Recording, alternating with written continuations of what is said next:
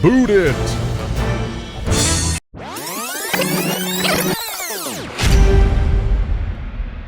Hey everyone, I'm Ron Swallow, and welcome back to Reboot Rewind, the official after show for Reboot It. Today we're looking back at the episode where we really went in depth on our balls. Pokeballs, that is. It's our Pokemon Rewind, huh? Hey! Gotta catch them all. Let's talk about how this one came about. How do we get in on this on it this season? Pokemon was always on the list, but I remember you specifically saying we either need to do Pokemon or Dragon Ball, and I think I was like, well, I've played Pokemon and I kind of watched the show, so I'd rather do that. Well, also agreed. I dread whenever we end up getting to Dragon Ball, because if you want to talk about an absolutely impervious Kevlar vest of lore, that would be it. However, this came about because once we were in the groove of season 5, and I realized, oh man, we tackled The Godfather and we did it, and we're doing this stuff that like we were dreading doing in previous seasons. I was like, okay, we got to find something that people would really rake us over the coals for. And I think we also realized that like we were getting down, I don't want to say to the last legs, but like we had run through a lot of the most profitable franchises like in the history of entertainment. And this just happened to be sort of the perfect, golden idol sitting on the pillar, because this is, as we found out doing the research, by far the most profitable franchise in the history of entertainment. Something that has deep lore across video games, cartoons, movies, card games, etc. And was something that none of us was like really deep into. So it became this exercise in like, all right, how can we approach something that is internationally beloved and also liable to get us raked over the coals by like a diehard fan base? And I will say that we acquitted ourselves pretty well.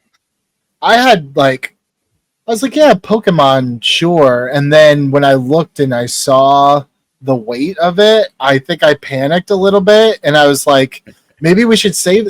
We should have saved this as a season premiere or finale, because in hindsight, it would like never, at least fiscally, get bigger than this. But the weight of that, for some reason, just like crushed me. I don't know why, but I feel like I was in the car with Ed at one point when I was talking about like, dude, what did we do in choosing this? Like, this was massive. I thought this would just be one to get us to the finish line because I'm tired.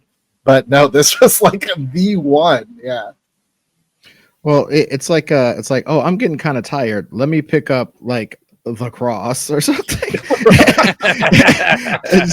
start carrying that real quick. I'm getting kind of tired. I need to grab this up. Always ends well too. Oh yeah. Dude, and I also felt like when we decided to tackle it, when I did my research, I put on a video. And I don't normally watch YouTube videos to research this. Mostly I try to read, and I read all kind of entries from all types of people. But in this case, it was so huge. I was like, I'll put on like an hour-long video. And they were talking about the creatures that were before the creatures, that were before the creatures, that's before the universe that we inhabit, and what they were doing. And I was like, no. And I turned it off.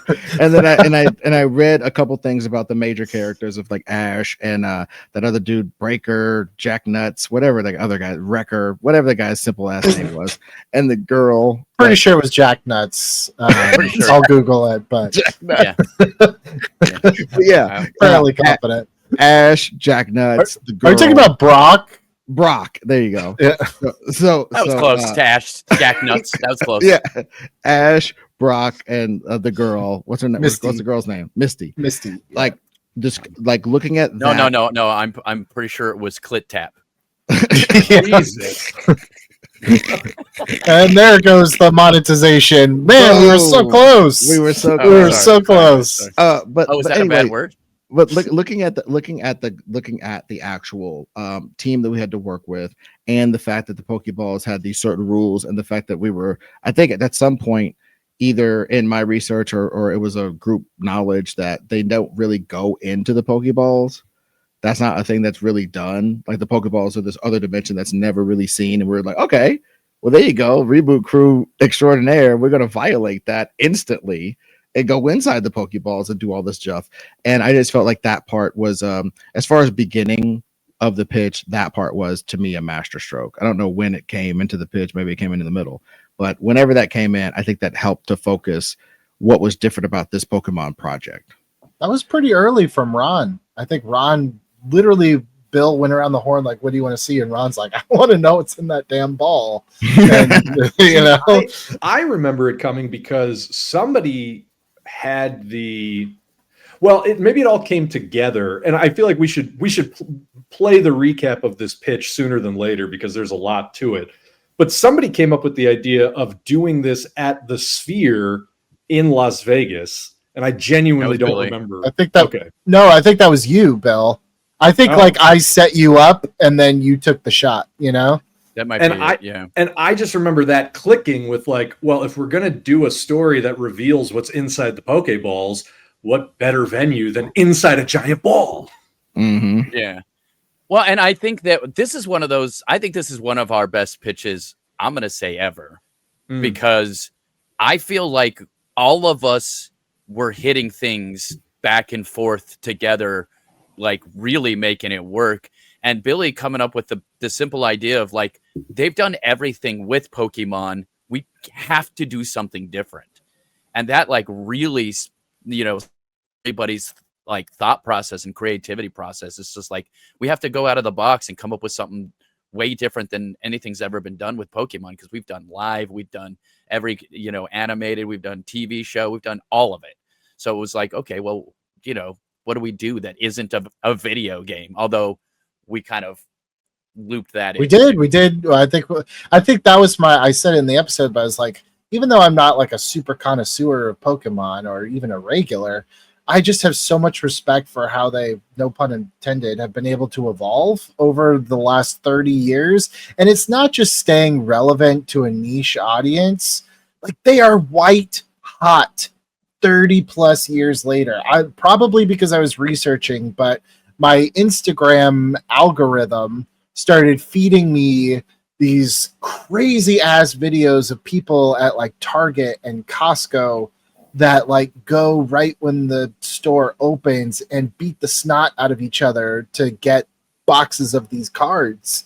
And like this is still insane. Like for a franchise that's this old, like, and to be this relevant still. And I pick up my kid from school and see kids still wearing like Pikachu stuff. Like I just was like, I don't know what it is. I didn't come into this with an idea, but I was like, whatever it is, it can't just be a movie and it can't just be an HBO series. Like anything. And if we hadn't done Mission Impossible, I don't know if I would have felt as confident, like being like, we have to do something different. But that Mission Impossible, I think, blew us wide open this season. And like, we can do anything as long as we all are on board, you know? Mm-hmm. Yeah. Yep. And I think that's the perfect setup for the pitch.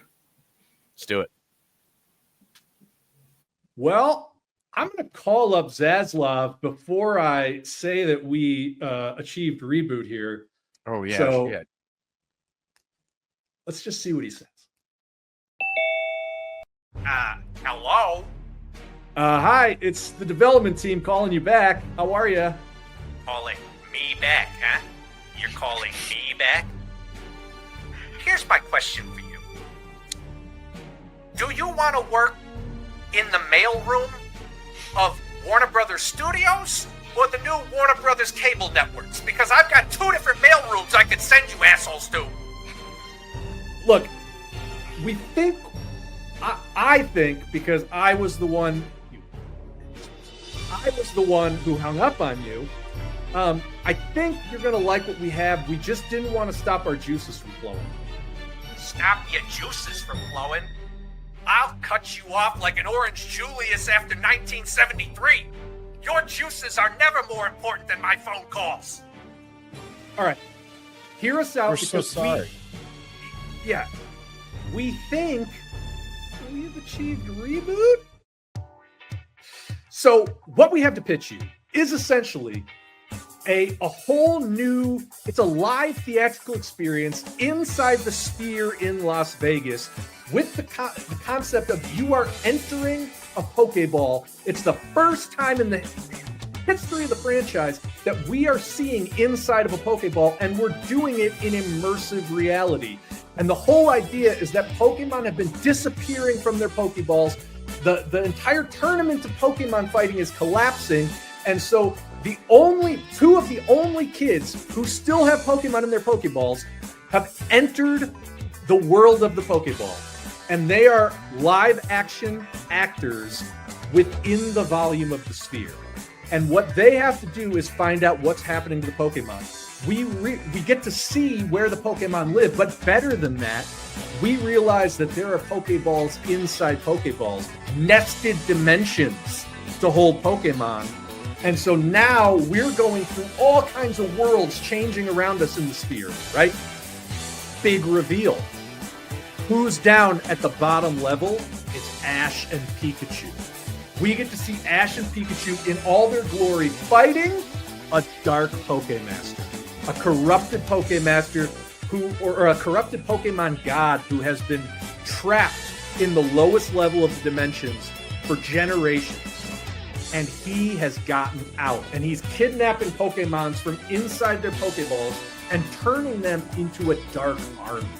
So now we need to, with Ash and Pikachu, need to find a way to re-trap him in the Pokeball. But twist, our mentor character, the one who sent us down to investigate this mystery, has been in on it the whole time. All he really wanted was for us and Ash to get trapped deep in the bowels of the Poke Dimension so he could free the Dark Pokemaster, release the Dark Pokemon, and start a whole new Poke Fighting League.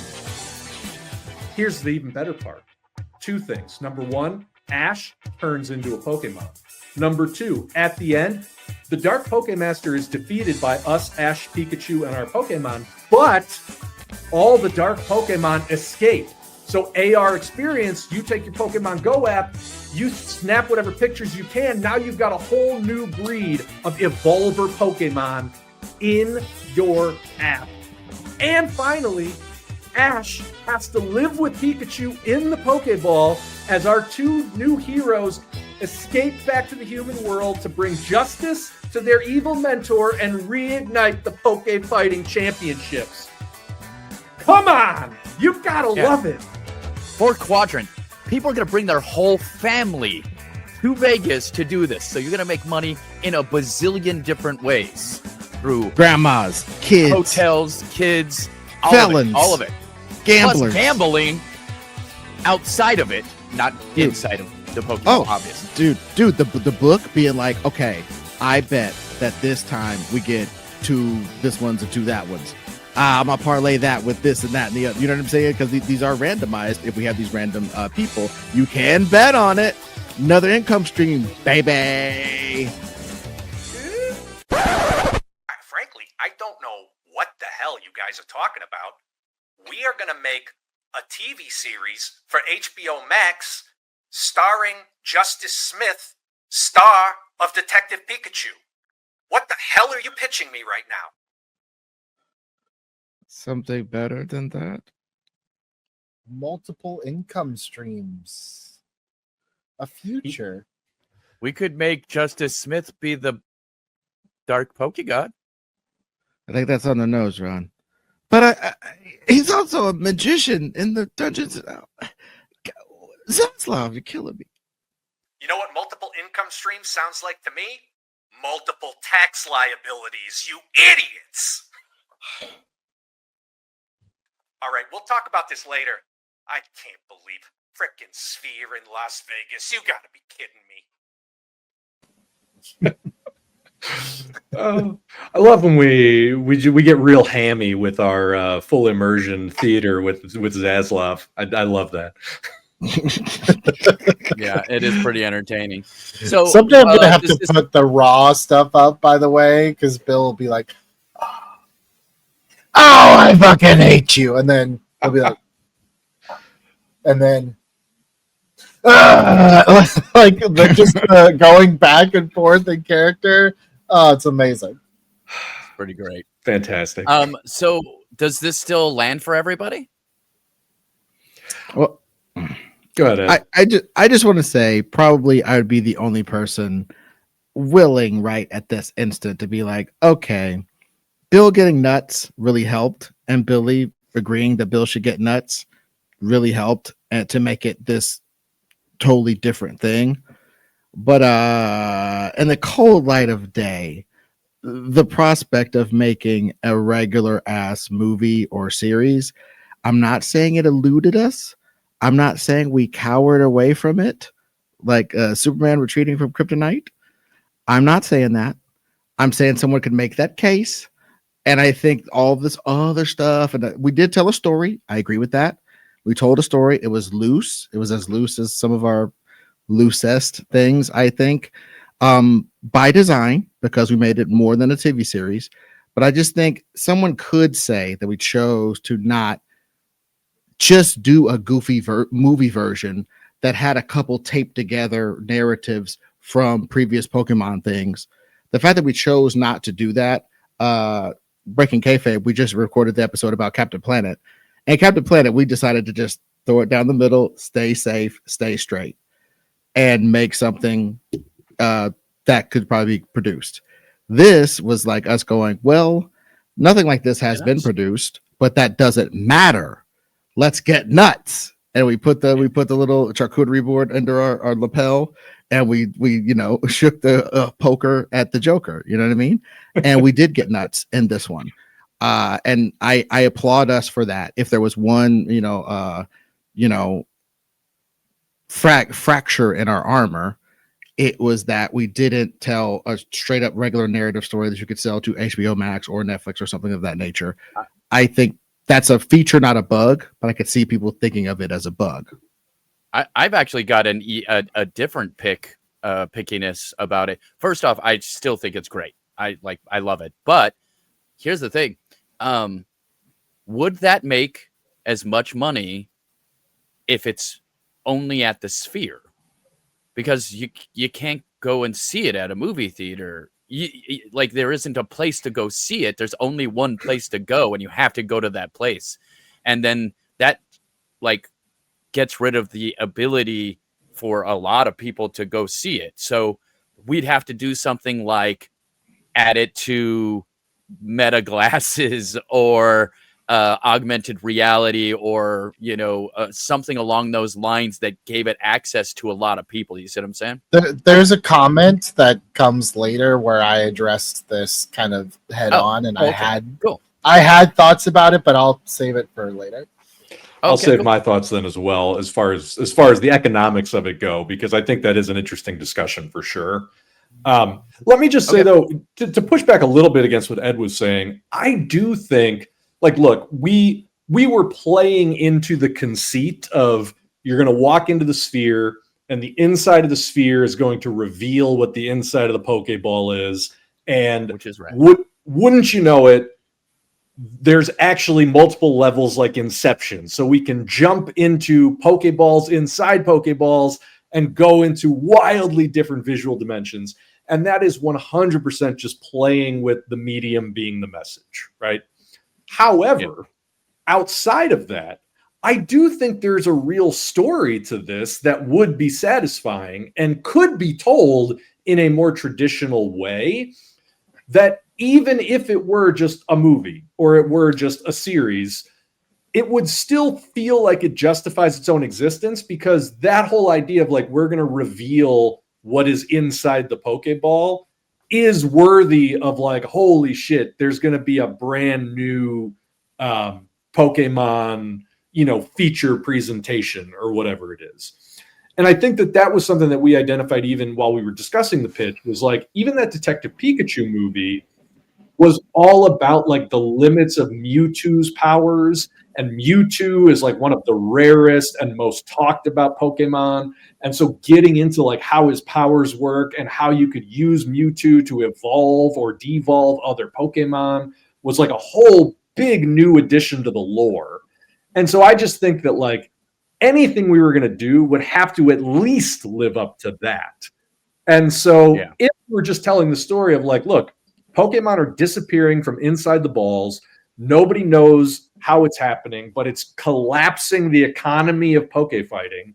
And we got to go inside and figure out what's happening. And trapped inside is a dark god, and he's working with somebody on the outside and has created this army of mutated Pokemon, and we have to stop him. And oh, by the way, Ash, who retired in continuity years ago, is down there because he realized what was going on and got trapped. Like all of that really works. I think it really works as a story. So irrespective of the fact that this is a big swing in terms of economics, in terms of venue, in terms of visuals, blah, blah, blah, I think the merits of the story are still there. And that's the only thing that I would say to push back. I would also say too, like people, maybe the story going in is what's inside the ball, but the story walking out, which I kind of feel like we really hit hard, was this idea of like, but what is it? What is the end game? What does it mean to be the best at Pokemon? And what is Ash's whole deal with like, I want to be the very best, like no one was before. So to end this with him being like evolving into a Pokemon, I think is like, my God, like that is the biggest swing you can take, I feel like. And it thematically fit.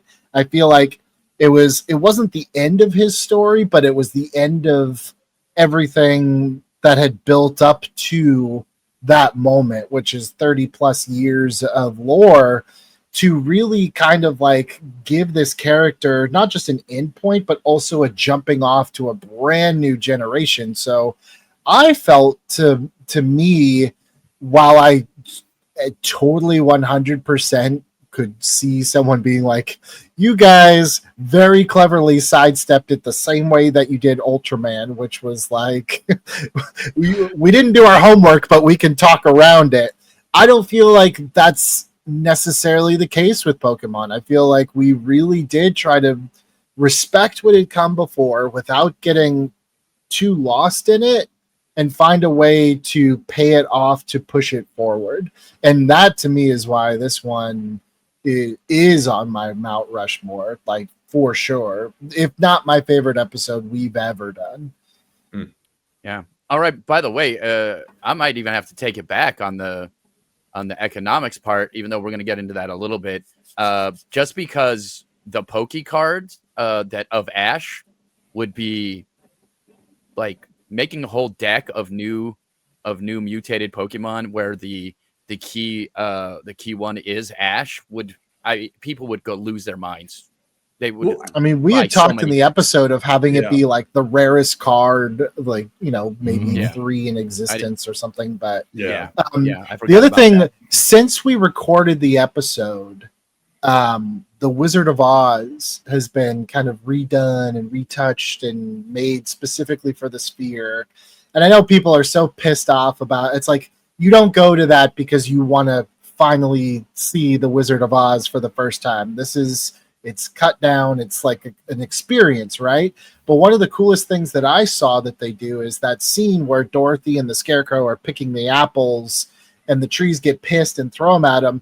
They release a bunch of like foam stress ball apples on the audience. And I was just, the first time I saw a clip of that, I was like, damn it, that's exactly the type of thing that we were thinking of a couple months ago. Obviously, that show was already in the works, but it's like we are on the same wavelength of how you could use this as a medium to draw people in and make it feel like people walking out like with their little, you know, their little styrofoam balls that say, you know, Wizard of Oz Sphere. Like, it's an experience, and I'll talk about later how I think you can replicate that in other ways. But for the main thing, it's just like, damn, that idea of like that initial rush of Pokemon at the end coming out, and it's just like, holy cow. And if you know, and we can hide them around the city.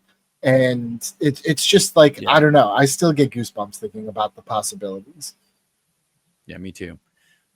Before we get into the comments, Bill, you did something that we have never done before, which is ignore the studio notes. And by ignore, I mean you literally refused to do the segment during the show.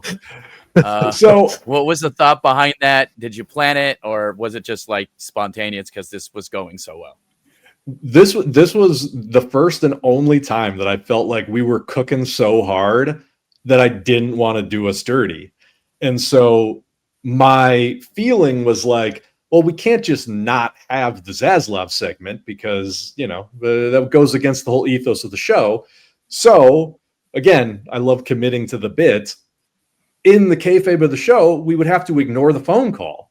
Like the whole conceit is he always interrupts our development meetings with these phone calls with these ridiculous requests. So what would happen if we just ignored the phone call?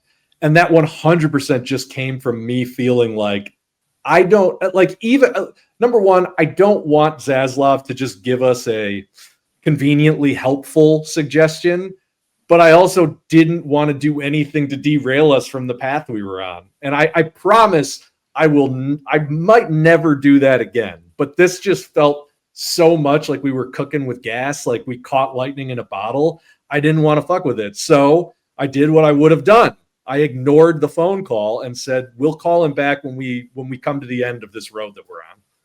It's funny if you go back and watch the episode, the first, because you hang up on him twice. Mm-hmm. And the first time I'm doing the over dramatic, like, woo. The second time that you do it, watch my face because I'm genuinely like, I don't understand what's happening.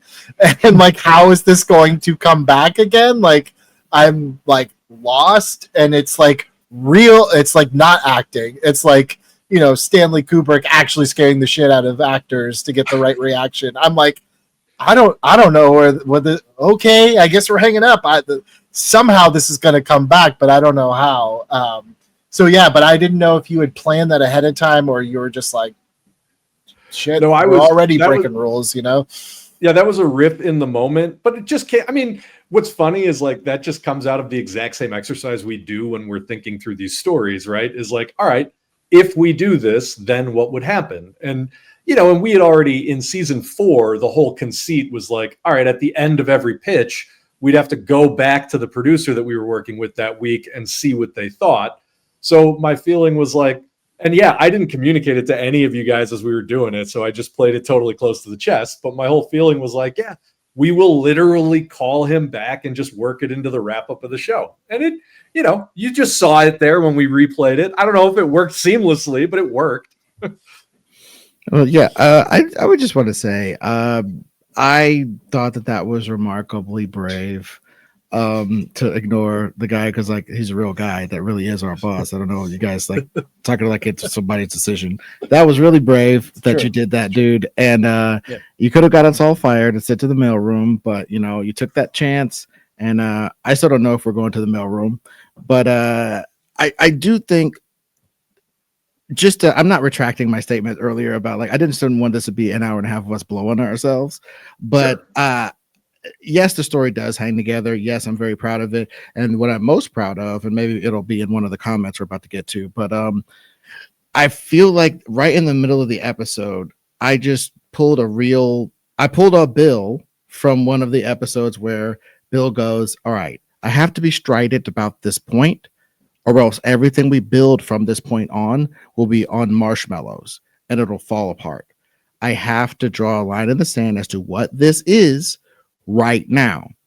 And I remember the episode being like, what does being the very best, like no one ever was, what does that even mean? What is the real goal of that? What are people actually accomplishing when they do that? What would be the apotheosis, to use Bill's word, of that?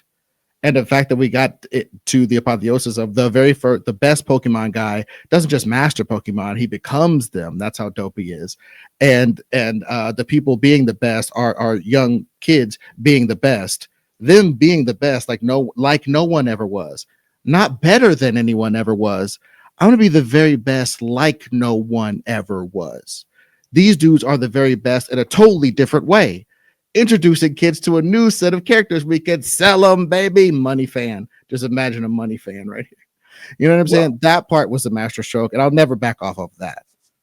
No, and I will say that it wasn't really iterated in the recap that we replayed, but I remember a big part of the pitch was talking about how like these two kids that are our main characters, that are the live action actors within like the CGI environment that you're watching, they would go in either, I think one of them had a real imposter syndrome and the other one had the opposite, where they thought like, oh man, I'm ranked, like I'm gonna be the very best, like no one ever was. And then it turns out like, no man, you've been facing meatballs. You know, you're pulling a Rocky 3 out there because all of the best Pokemasters have lost their Pokemon. So like, if you were to actually solve this problem, you're kicking yourself way back down to the bottom of the list. And so we gave both of those characters some real internal pathos that came from what you were saying, Ed. Like they had to wrestle with, okay, what does it mean to be the very best, especially in this time of crisis? And like, I'm going to have to reconcile with who I'll be on the other side of it if and when we're able to stop what's happening. And that, you know, was built character. I was really impressed with the way we were able to kind of pull ourselves back, ironically, for a lot of this, because I remember at one point in the pitch, they were both incredibly untouchable. And then we thought long term, like, but that doesn't make sense to launch off into a new stratosphere and they have no journey to go on. In the same way that we were like, we toyed with the idea of Brock being the kind of evil person that had transformed. And then we were like, but that's Western. That's not Pokemon. Like the Pokemon way would probably just have it be some crazy Pokemon god. And we were just like, yeah, let's go with what feels right. So I think that would be one of my other counter arguments that I would throw out if someone's like, you guys sidestepped. It's like, no, we did what we always set out to do, which is we really honed in on the spirit and we kept I think if we had gone with that Brock thing, that would be a perfect example of us like maybe not understanding the culture around what Pokemon is, you know? In the West, we do love to take like the old hero of Mission Impossible, make him the bad guy of the first one. All these different sort of things, like we catch up with James T. Kirk in the 28th century. He's got robot arms and he's evil. He's got a saw for a leg. You know, we love to do that to former heroes, to like do something about how like the ravages of time and the different changes of society. You know, you live long enough to become the villain. That sort of idea it was voiced first in that movie, but it's infected our pop culture for the last 40 years. So yeah, at our pop culture, meaning Western pop culture. So yeah, you're right, Billy. That's very astute observation, dude. Yeah, you're smart, Billy, and handsome. Yeah, that I'll agree with. All right, well, let's get into some comments. Let's do it. Let's do it. As always, thank you for commenting. They're so good, and we love talking about them. Coming up next, we got Ronnie Be Good. And he says, an evil god turning humans into Pokemon is so cool, it made me Squirtle. Well done. Well done. That by goes the way, perfect with my... Go ahead. Go ahead. Well, that goes perfect with my favorite character. I'm not cutting any of this. You guys could just dance awkwardly all night for all I Go, care. Ron. Come on, Ron, finish. Oh no, it's great. It's going to be a perfect joke now. It goes perfect. It goes perfect with my favorite character, Clit Tap. Is this going to become a recurring bit? What is happening? 100%. Dude, why am I seeing a G.I. Joe in a package? Like, anyway. He's got a special motion in his arm. Oh, shit. It's good times. Replace his hand. Well, I was just gonna say, though, that I kind of agree, and like that is a type of Pokemon villain that we haven't seen yet. And again, this idea of the story justifying its own existence, right? Like we got to do something that's so cool that it justifies.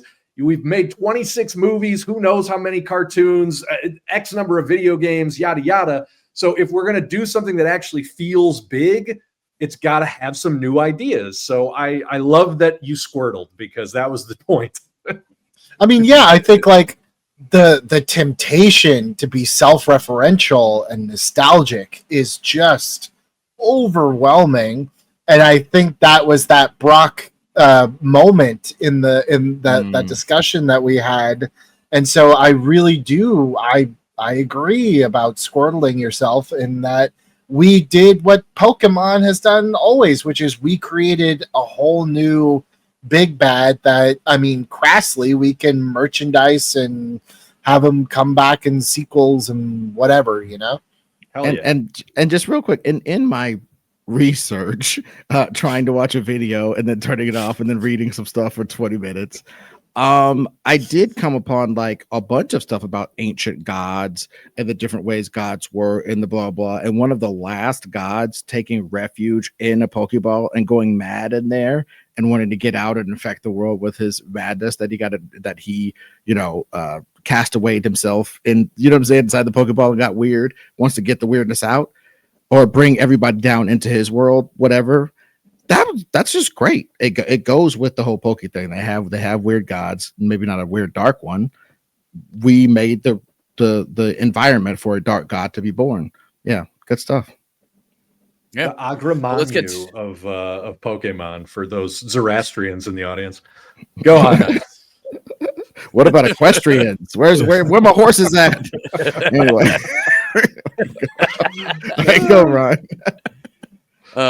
All right, so Ultimate QB Fox said, I can already see the onslaught. Well, I'm great at words today. I can already see the onslaught of fan debates over what elemental type Ash is and what abilities and stats he has, LMAO. And they'll have to do a big global search and actually find the card out in the wild to learn those details, right?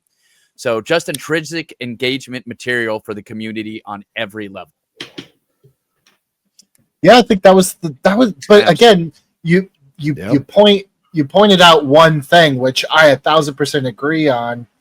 But I think we tried to inject that same sense of immersion and engagement in almost every aspect of this thing. You know, like as much as I think the story stands on its own, it is 100% it's less of a movie than it is a pilot. It's a launching point to something new. And I do think like it has the ability to really be like up there with like the Dark Knight marketing where Harvey Dent would call your house, or there would be Joker things in newspaper stands. Like I think we could really do something really incredible. But yeah, the Ash thing, I don't know whose idea, it doesn't really matter, but the fact that idea came out is just the best.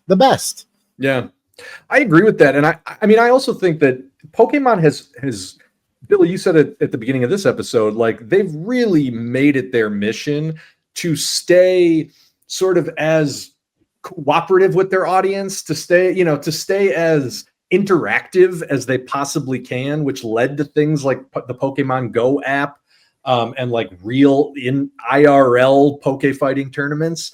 So for us to be able to sort of tap that vein and inject it so thoroughly with, we've got a whole new breed of Pokemon. They're available once you see the show, then they show up on your app. Yes, everything having to do with Ash. Like that, I feel like was one of the reasons why we didn't do the Zaslav call, was because I think I felt in the moment like we got on the same wavelength of anybody whose job it is to steward this franchise. Like we, for whatever reason, we were able to tap that right concept and run with it. And I think that's it's almost better than knowing whatever 50,000 year lore there might be.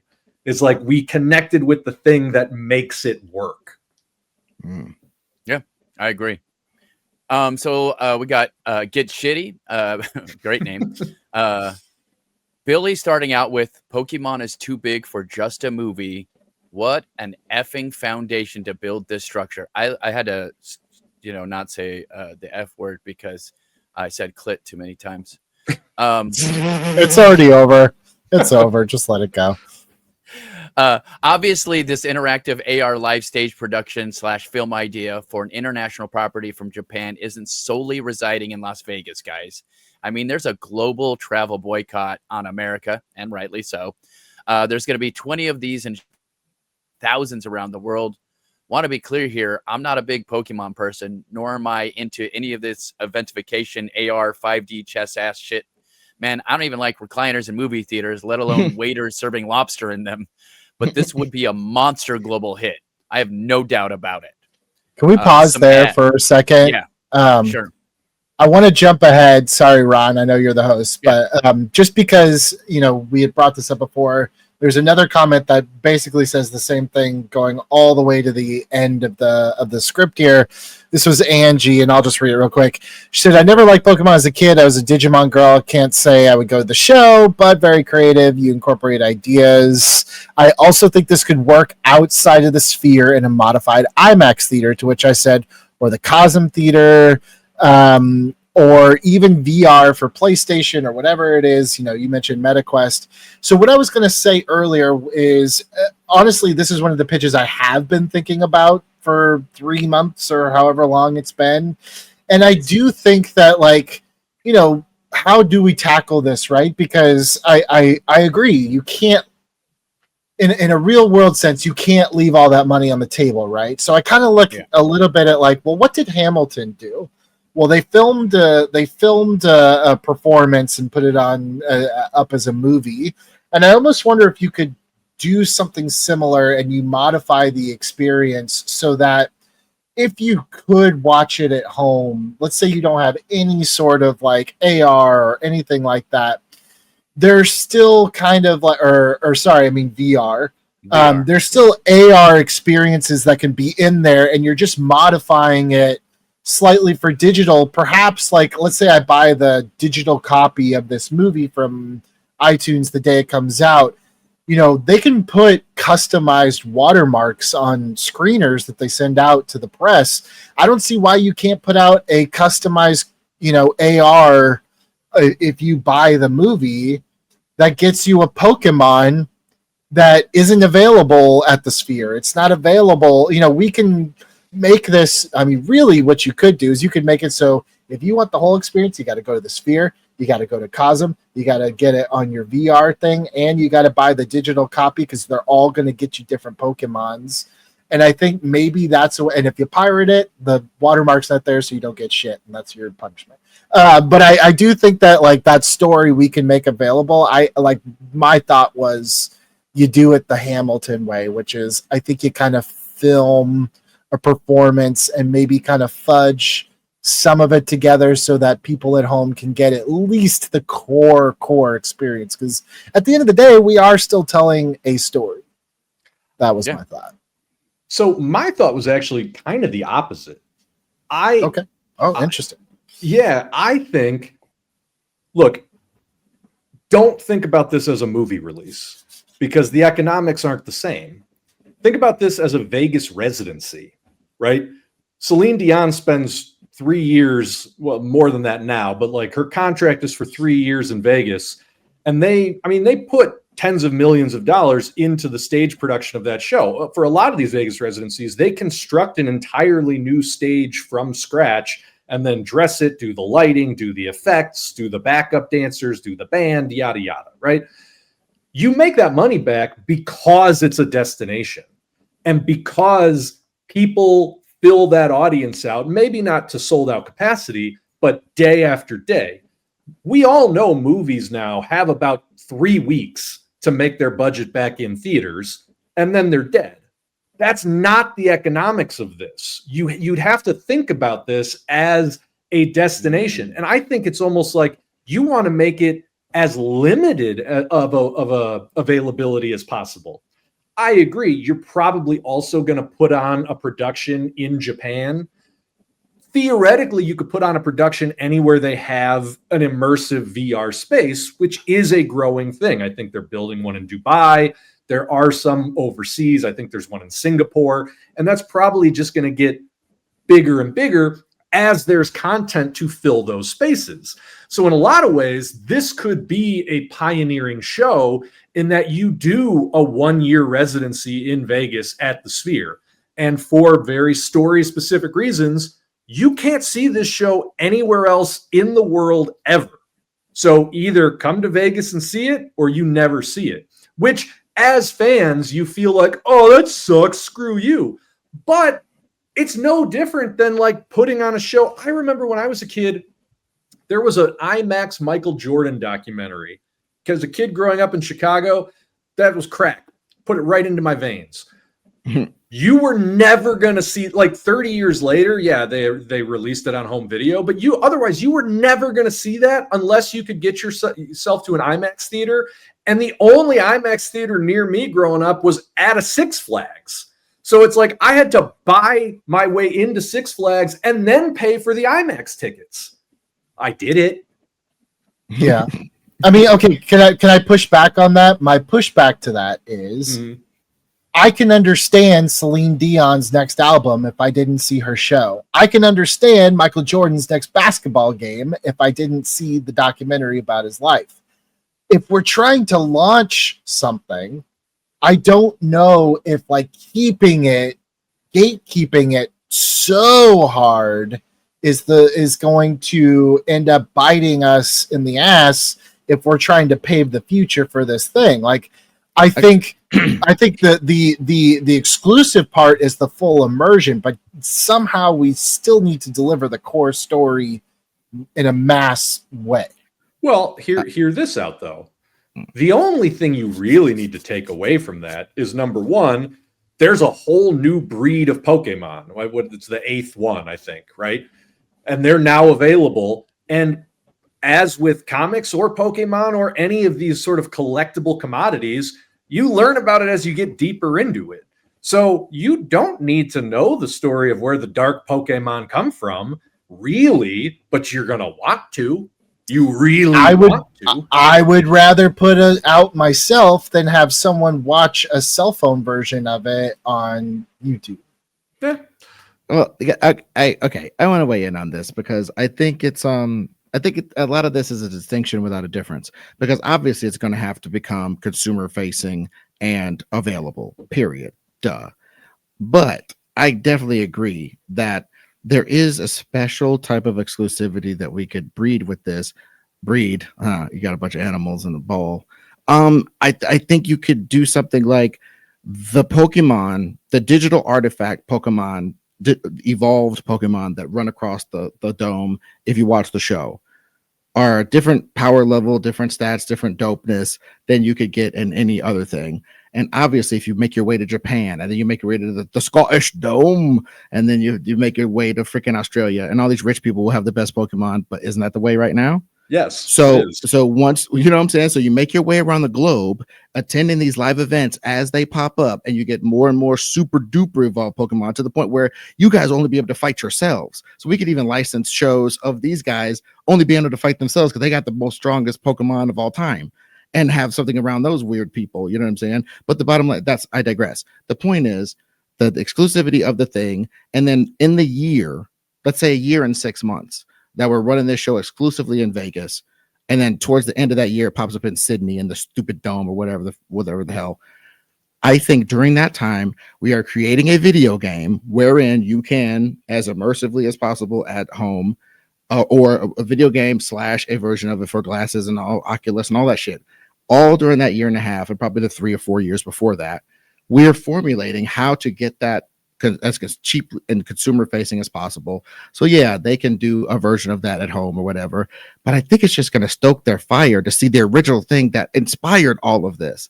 So you'll see people who get addicted to the show 3-4 years after, because they go, I played a version of it and I was Brock, and then I was Misty, and then you can't play Ash because he's all messed up. But I was this guy and I was that guy. I don't know, man. There's an itch to see it played out without you being in control. And you're going to go with your girlfriend to go see it in the Vegas thing that's going to be running this whole time until we get a new one. And then we'll debut a new one in Japan in the same sort of format with them.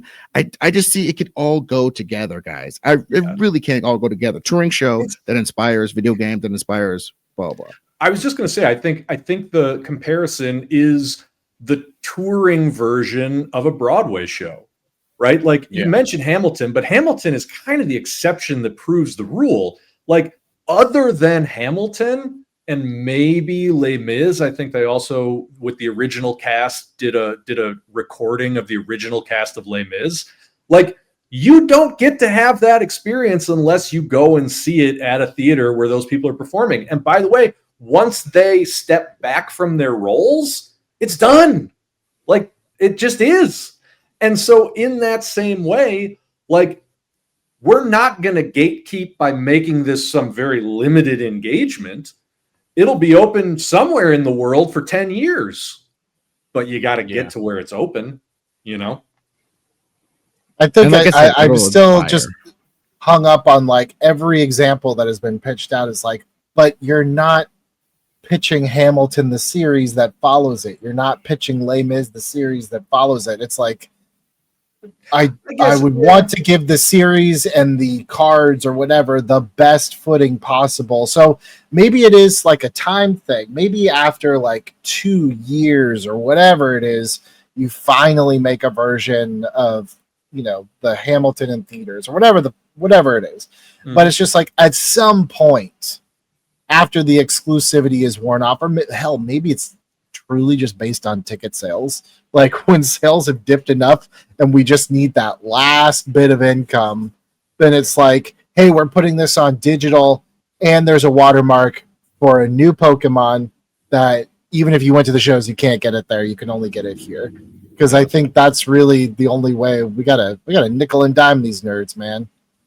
Well, I do like. I mean, I like Ed's idea too, though. If you release a video game and the opening of the video game is like the climax of the Sphere show, recreated in whatever the medium of the video game is, like that's cool too. Yeah, because it's like I do think that's a cool idea. Yeah, you get what you need of the story and you get the cool climactic experience, but you don't really have the same experience. It keeps the Sphere show as something that is premium. Is like, hey, I could also like, I mean, talking out of the other side of my mouth, like you could start the pilot of this new series, and it's almost like Spider-Man 2, where there's just like drawings of like to catch you up on what's happened, Yeah. Yeah, I mean, really, if you think about it that way, right? If you're going to do a new cartoon series starring our two main characters from the Sphere show, you're going to get the lore, like, because that's just their backstory at that point, right? Like, we traveled into the Pokeballs, discovered these hidden dimensions, fought a dark god, and now his dark Poke army is loose in the world, and we got to restore balance. Like, that is the pilot. So I think that there's ways that you still understand it as a collector, as a fan, and can appreciate it around the exclusive event at the Sphere. But I mean, it's an interesting discussion that I'm sure we could have for days. And just let me weigh in on the divorces that are going to happen. Because, man, your fucking dad, he's breaking his ass to make enough money to take your dumb ass to the Sphere or to the Disney Dome or whatever. That's another thing I was going to say. We could franchise this out, guys. As these stupid domes are built all over the world, on Mars, wherever, we license this to be. There's only a certain. Think about it. These places only have a certain amount of entertainment that can even take place in these things. We would be primo licensee to every one of these new structures that they build. We would have to be number one. We're the Michael Jackson of this nascent entertainment situation. So the franchise fees alone going to be nuts. Yeah, you get the Malaysian version, you get the Arab version, you get the Scottish version. Yeah, for sure. Cool. Well, and the rest of this person's the Dubai version, don't forget that. The Riyadh Festival playing Pokemon. It's a victory for free speech, says Bill Burr. So the rest of Get Shitty's comment is actually basically stuff like that. Like at the end of a big fight, when you show up, if you open up your Pokemon Go, it steals all of your Pokemon, and you have to like catch them all back during the show, like stuff like that. People would freak the F out. That would Like be I could see like counterproductive. legitimate lawsuits Yeah. if people did not walk out with every single one of their fake digital Yes. monsters back on their phone. Crying, slump-shouldered nerds in the Judge Judy of our day, going, and then I walked in, I had 172 paper, and they're just like crying, and their wife is like trying not to look disgusted. Your Honor, I'd like to enter this Charizard into. Oh my God. I was going to say, you guys are joking about this, but I want you to know that there are people who probably spent $30,000 on this game. Logan Paul. Didn't he spend? Logan Paul spent like $1 million or something and got scammed. Yep. Yeah. No, Yeah. People spend six figures on Pokemon cards. I was gonna say too, though, that like this would give us the new version of the Sonic kid, that 10-year-old kid who left the social media screed about like Sonic is this. Like I'm laughing on the inside just imagining I went in to see the show and now all my Pokemon are gone. As satisfying as that would be, I think it's counterproductive to the capitalist enterprise of getting people to see the show. That's a great idea. It's a good point. I didn't think about that. Well, let's get to another comment. This one's really funny. Elsie Ulrich says, I love that in their attempt to make a Pokemon movie, they accidentally made a Digimon movie. Oh, Yeah. Like, I mean, all I know about Digimon is that they are like technical sentient beings. Like they're not animals like Pokemon, and they don't live in balls. And that's about the end of where my knowledge stops. Elsie Ulrich's wrong. Digimon has a banger of a theme song that goes, Digimon, digital monsters, Digimon are the champions. And that's all you need to know. Uh-huh. Wait, did we make a Digimon movie? It sounds like you guys at least know what it is. Oh no, I No, literally only know the theme song. I have no idea what it is. Good talk. Good talk.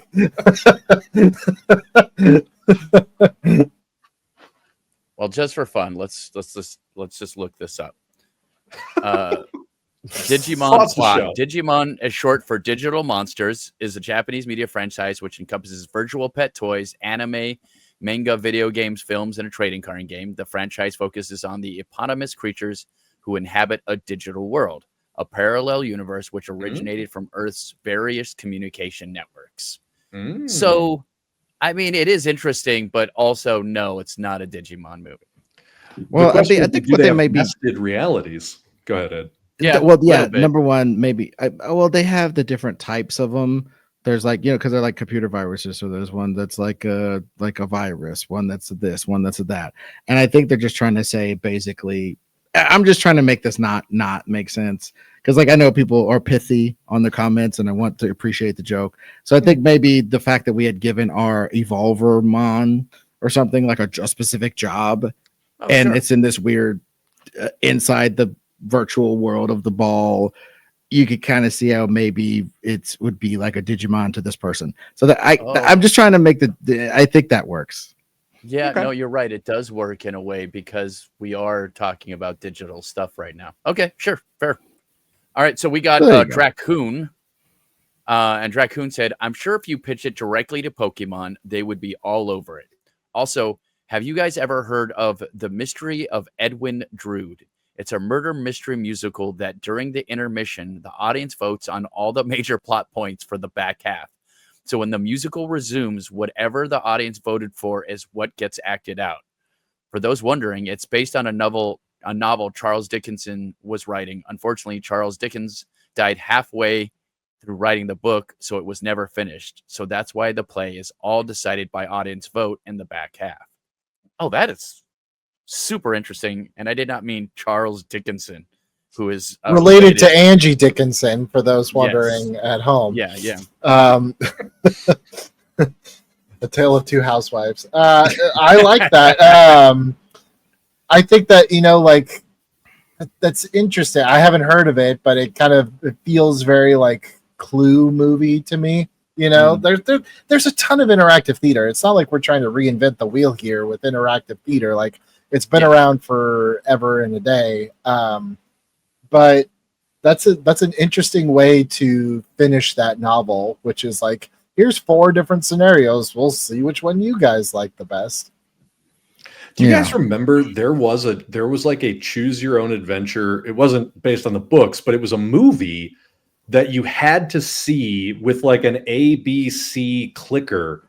They made one movie like this in the 90s, and I remember seeing like trailers and advertisements for it where like the audience would vote. Literally, it would come up on the screen like, should this happen or should this happen? And you press A, B, or C, and somehow it would affect like the next reel of the movie or something. Somebody tried doing that, and it obviously didn't catch on, but that was a thing in the 90s. I remember it. How is that possible? Like, did you have 3 projectors set up? Like, I don't understand how you do that. I want to say Christopher Lloyd was in the movie. Like now I'm going to stop the show to do a little research because everyone's just like, you can see the reflection in our faces. While you're doing that, let me say this. I actually came up with an interesting idea for a podcast where, we've done those. We talked about the romanticy stuff in our King Arthur pitch.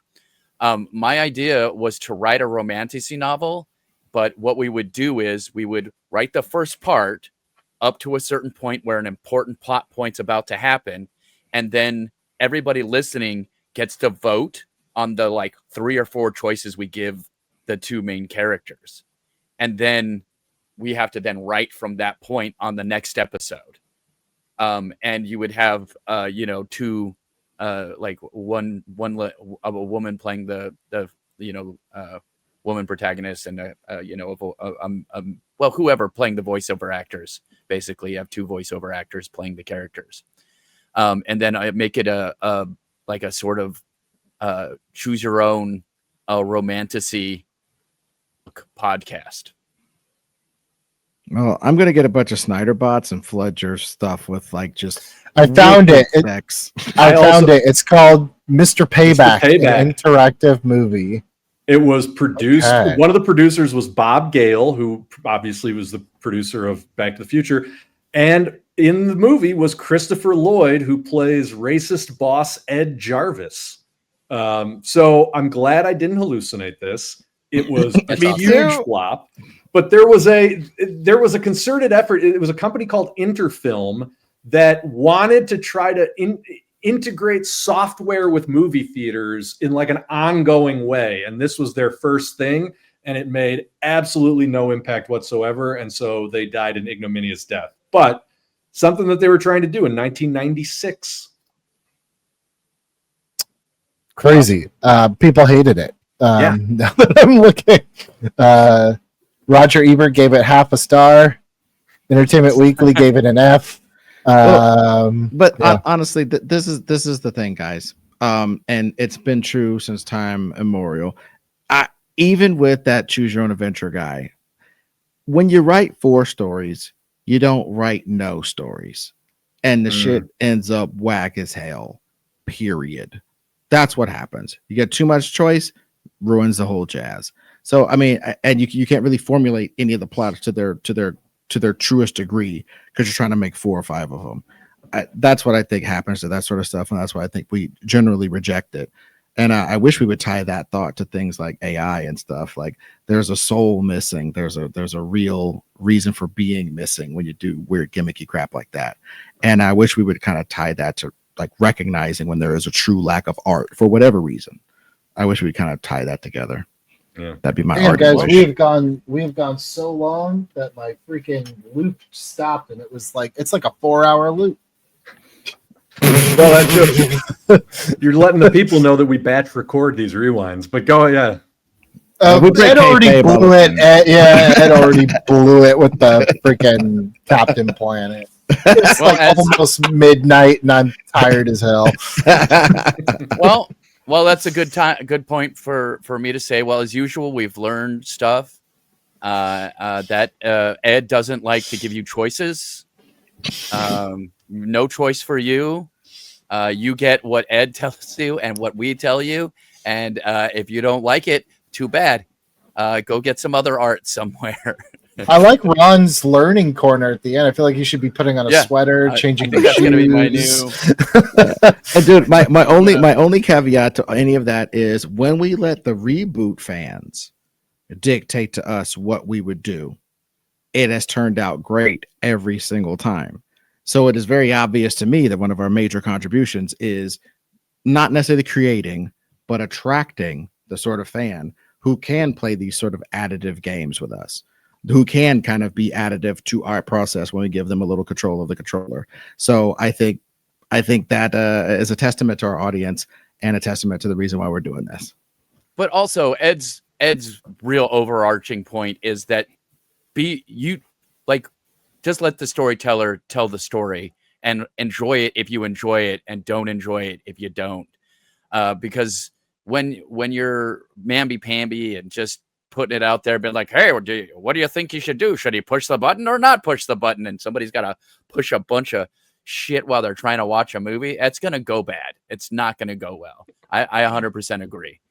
Mr. Payback. But that being, Mr. Payback, you got paid back for making me do annoying things, which is not giving you money ever again. That being said, burn. I'm the best at burns, guys. That being said, hey, we appreciate all these comments. Like you just saw, we talk about them. We have a good time doing it. And that does it for this Reboot Rewind. On behalf of myself, Ed GREER, producer Bill, and Billy Business, we want to thank you for watching and being part of this really special community we built here. We'll see you next week.